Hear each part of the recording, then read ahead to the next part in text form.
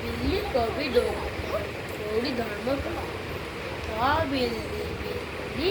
উঠে কোথায় চললে আটা রেখেছি ভাতে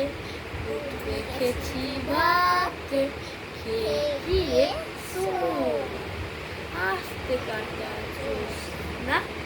কে করেছে মানা আয়না কাছে লক্ষ্মী গাছে চৌকি বাবু হয়ে বস আস্তে কাটা না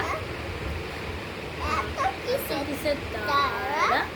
আছে কি তোর পড়া চাচা মোর্চা